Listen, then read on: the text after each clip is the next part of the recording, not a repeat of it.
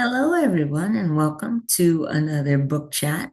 It's been a while since I've done one of these that's not related to the Bob and Nikki series, but I took a little break from that. If you were around for my last Bob and Nikki video, you know that I'm back in it, but I decided to read a book that I haven't read for decades. I've been hearing about it on BookTube on YouTube and people desiring to read it. I had read it probably 30 years ago for the first time, and I decided to revisit it again. The book is well known. It's Jane Eyre by Charlotte Bronte. It was published in 1847 originally. What you're seeing on the screen is the Project Gutenberg file copy, the HTML edition. So you can get this online for free. It's out of copyright and you can read it online. You can download it. You can use it for other purposes. You just have to include the Project Gutenberg credits. But Jane Eyre, in case you don't know, is a book that follows the title character throughout her life. It is a sort of autobiography of probably about 15 years or so of her life. We first meet Jane when she's about 10 years old.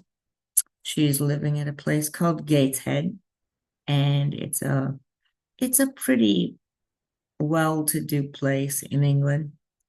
She lives there with her rich aunt, Aunt Reed, and Aunt Reed's children, Georgiana, Elizabeth, and John. And they don't treat Jane very well. Aunt Reed tolerates Jane, but it's clear that she doesn't really like Jane. Aunt Reed has been compelled, I guess, to care for her because Jane's father is a relation of Aunt Reed's, and she, and so he has passed on, and it's his wish that Aunt Reed bring Jane up as her own child, which Aunt Reed does bring her up, but to say that she treats her as her own child would be a gross misrepresentation of reality. Uh, Jane is an outcast. She's bullied particularly by John, and they basically see her as beneath them. So after some time, Jane, there's an incident that happens, and Aunt Reed sort of uses that incident as a convenient excuse to send Jane to Lowood School. And Lowood School is a boarding institution. And at first, Jane is happy there because she's not getting bullied. That's the one thing that's not happening. But the conditions at Lowood are anything but ideal.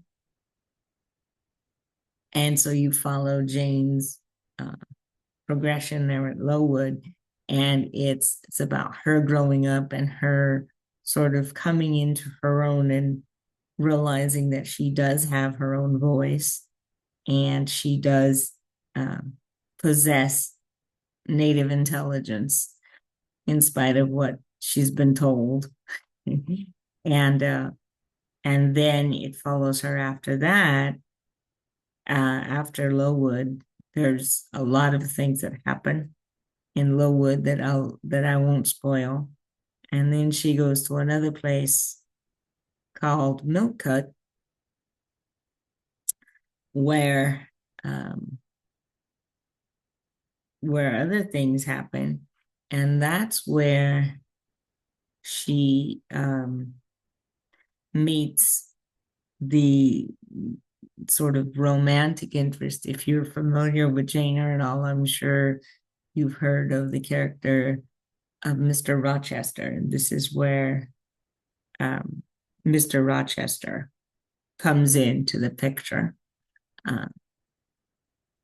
And so we have that. Then there's another detour that happens toward the end,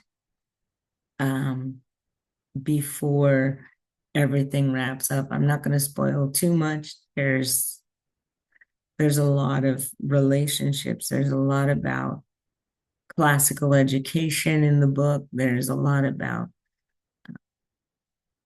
well, today we would call it, I guess, feminist independence thought that happens. But Jane Eyre has been around since 1847 for a reason.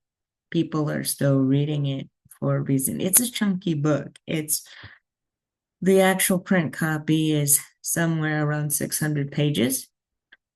But for me, it's worth it. It definitely is a sort of character study because like I said, you do follow Jane, and it's her recollections of her life, which are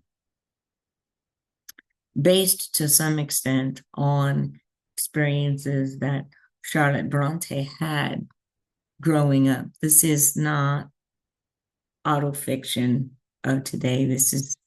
But she does weave in some of elements that are similar to her own experiences.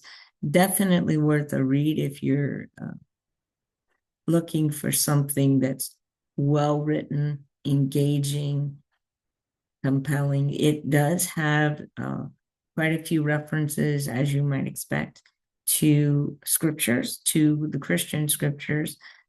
It doesn't detract from it if you're not familiar necessarily with those references, but it does add to the story. And it's just an engaging story. It's got a very kind of Gothic feel. We have the winter rains and the moors and the castle and the weather. So it's got, if you're interested in reading something for this time of year,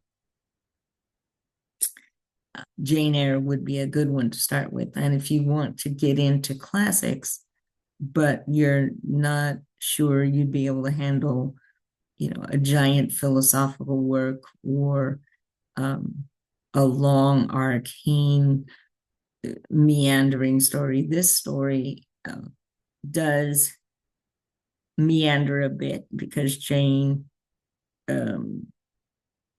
goes through quite a lot, but it's very well organized, very tightly written, and I think that you'll enjoy it. So that's all I have to say about Jane Eyre. I hope you have a pleasant reading experience. And if you do read it and you'd like to leave me a comment under this video, I'll be happy to converse with you there. Until next time, enjoy yourselves, folks. I hope you're doing well, and I'll see you in my next video very soon. Take care and bye for now.